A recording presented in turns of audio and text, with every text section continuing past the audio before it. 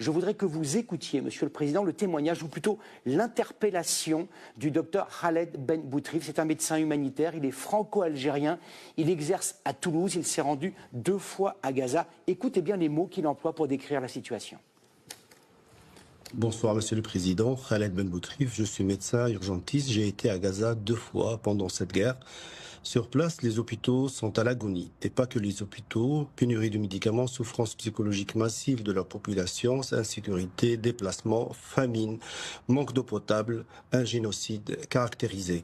Les équipes médicales locales, françaises et internationales ont du mal à travailler. Monsieur le Président, moi, en tant que médecin, je peux sauver 5 à 10 blessés, vous pouvez en sauver des millions.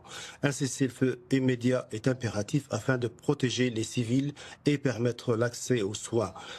C'est urgentissime. Monsieur le Président, qu'allez-vous faire aujourd'hui? Car l'histoire vous jugera. L'histoire juge également les mots. Monsieur le Président, ce qui se passe actuellement à Gaza relève-t-il du génocide? Ce n'est pas à un responsable politique d'employer ces termes, c'est aux historiens en temps voulu. Mais d'autres présidents chefs d'État l'ont déjà fait avant. Oui, mais moi je ne suis pas dans ce... Je pense que ce n'est pas ça. Ah si? Non, pardon. Non. Aujourd'hui, c'est un drame humanitaire et c'est inacceptable. Et qu'est-ce qui sépare ce drame humanitaire d'un génocide? Est-ce que j'ai le droit de parler des femmes et des hommes et de ne pas rentrer dans des caractérisations tout de suite? Pour avoir demandé à un historien de référence qui est M. Duclerc de caractériser, de travailler sur les génocides arméniens et au Rwanda, le génocide Tutsi, j'aurai la plus grande prudence. Et encore une fois, ce n'est pas un président de la République de dire ceci est un génocide, ceci n'en est pas. Mais des historiens, ce que je veux dire, c'est que des historiens même israéliens emploient ce terme-là. C'est un drame et c'est horrible. Et vous laissez les historiens trancher plus tard. C'est un drame et c'est horrible. Moi, mon boulot, c'est de tout faire pour que ça s'arrête. J'ai été l'un des seuls dirigeants à aller à la frontière, à Al-Arish, en Égypte, il y a peu, avec le président Sisi. J'ai vu des femmes, des enfants blessés, oui. Une femme, la colonne vertébrale qui avait été brisée, qui a passé 6 mois sans soins. J'ai vu des femmes qui, les cicatrices n'étant pas refermées, disaient « je veux retourner à Gaza ». C'était l'une des pires choses qui m'a été donnée de voir.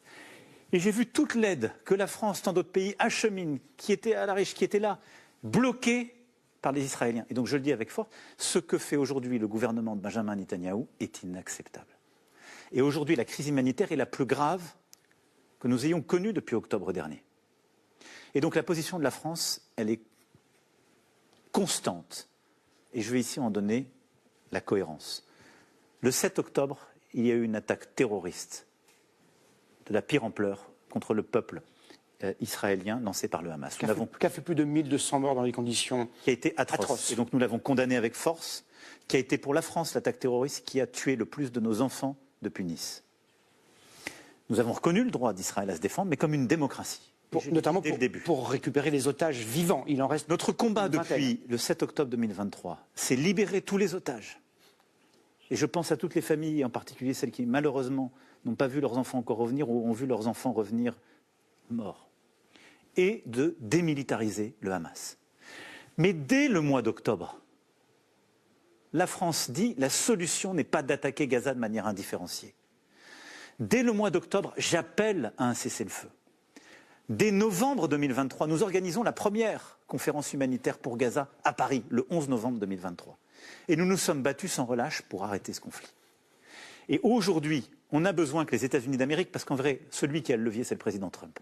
Moi, j'ai eu des mots très durs, je me suis fâché avec le Premier ministre Netanyahou, mais la France, seule même avec les autres Européens, on peut mettre toute la pression du monde.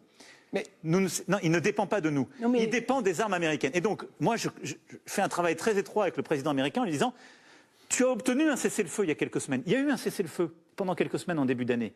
Il a sauvé des tas de vies.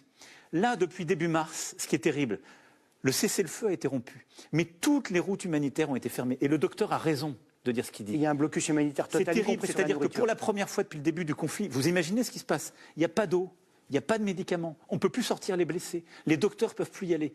Et je veux saluer le travail des humanitaires que j'ai vu à Al-Arish, les Médecins sans frontières, toutes nos ONG avec le centre de crise du Quai. Ce qu'il fait, c'est une honte. C'est une honte. Et donc nous, on doit se battre absolument pour d'abord rouvrir, parce que ce sont des vies. Ensuite, on doit se battre pour démilitariser le Hamas, libérer les otages et construire une solution politique. Le seul moyen d'y arriver, c'est qu'il y ait un État de Palestine, un État d'Israël qui vivent côte à côte, se reconnaissant mutuellement et reconnaissant le droit de chacun de vivre en sécurité. Nous avons reçu une question très intéressante de la part de nos téléspectateurs via TF1.